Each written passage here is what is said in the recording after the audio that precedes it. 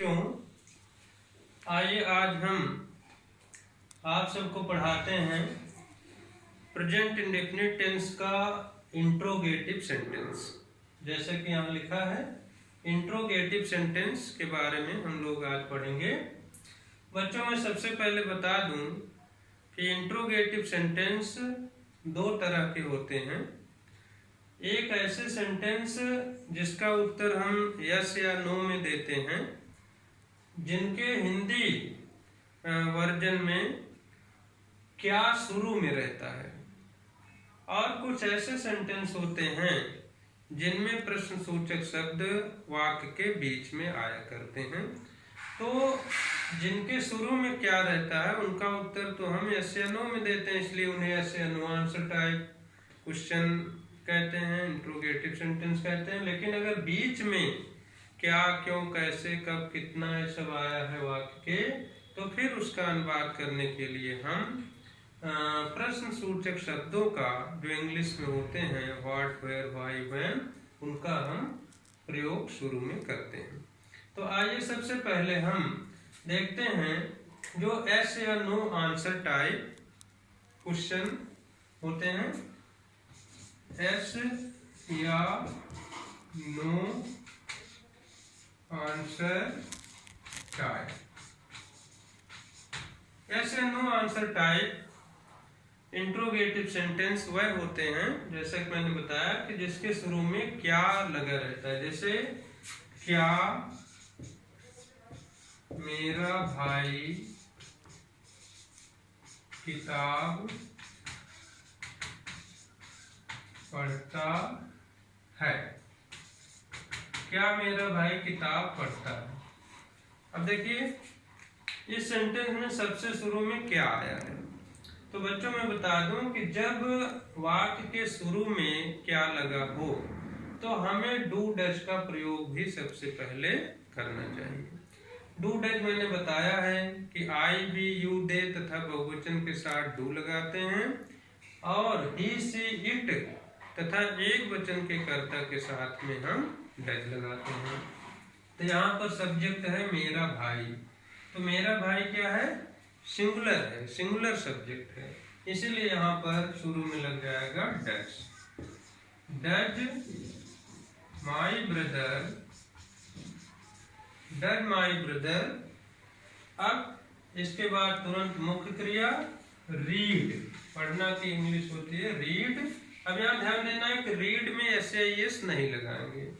Read a book.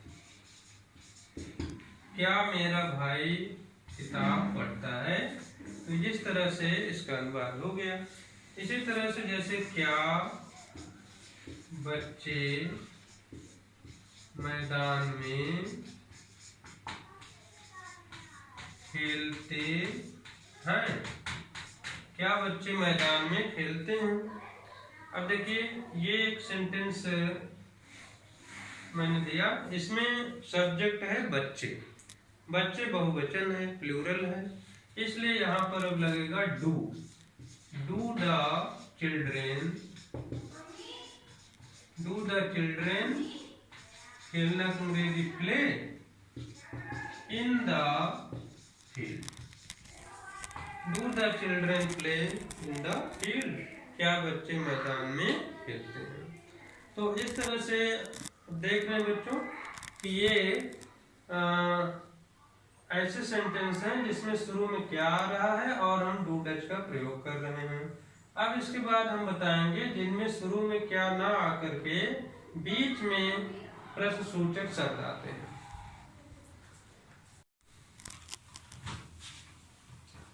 ऐसे वाक्यों को कहा जाता है WS टाइप। WS type. तो WS टाइप जो इंट्रोगेटिव सेंटेंस होते हैं, जिसका उदाहरण मैं दे रहा हूं, जैसे रेलगाड़ी, रेलगाड़ी कहाँ रुकती है। रेलगाड़ी कहाँ रुकती है। अब देखिए बच्चों, इसमें कहाँ शब्द बीच में आ गया। अब इसकी इंग्लिश हमें सबसे पहले लिखनी पड़ेगी। इसकी इंग्लिश होती है वेयर, वेयर। अब रेलगाड़ी चूंकि सिंगुलर है, एक वचन है, तो डज लगेगा।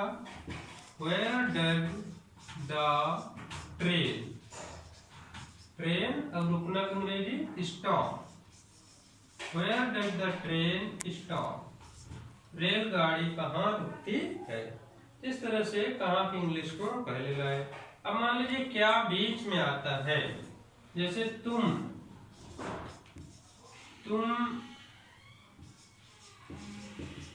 अपने घर पर क्या करते हो, तुम अपने घर पर क्या करते हो। अब यहाँ जो क्या है इसकी अंग्रेजी अब डू डज ना लिख करके हम लिखेंगे व्हाट। व्हाट और तुम के लिए क्योंकि डू आएगा, व्हाट डू यू, और करने की अंग्रेजी डू। यहाँ ध्यान देना है कि ये डू हेल्पिंग वर्ब है और ये मुख्य क्रिया है। तो व्हाट डू यू डू, अपने घर पर एट योर होम। इस तरह बच्चों देख रहे हैं कि अगर बीच में क्वेश्चन वर्ड आ रहा है तो हम उसे फिर इस तरह करेंगे। अब यहाँ एक चीज ध्यान देना है कि कभी कभी जो इंट्रोगेटिव सेंटेंस होता है उसमें नहीं भी लगा रहता है, अर्थात वो इंट्रोगेटिव और निगेटिव दोनों रहता है। तब हम उसे क्या करेंगे, देखिए इंट्रोगेटिव और प्लस निगेटिव, ऐसे जो सेंटेंस लाएंगे इसमें बच्चों कुछ नहीं करना है, केवल हम जो सब्जेक्ट होता है उसके बाद नॉट लगाते हैं। जैसे उदाहरण के लिए क्या बिल्ली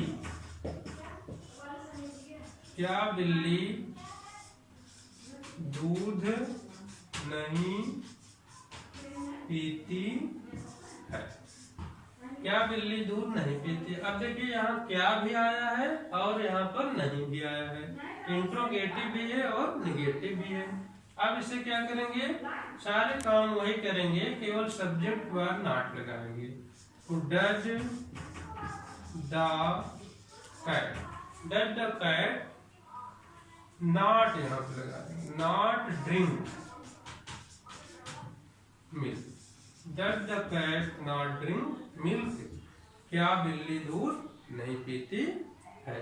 तो इस तरह से बच्चों अगर क्या आता है तो फिर उसमें हम नॉट जो है वो सब्जेक्ट के बाद लगा करके उसे बना लेते हैं। तो इस तरह से सब लोग इंट्रोगेटिव सेंटेंस के वाक्यों का अनुवाद करना सीखिए। मैं अभी आपको 10 वाक्य देता हूँ, उसे जरूर करिएगा। Thank you.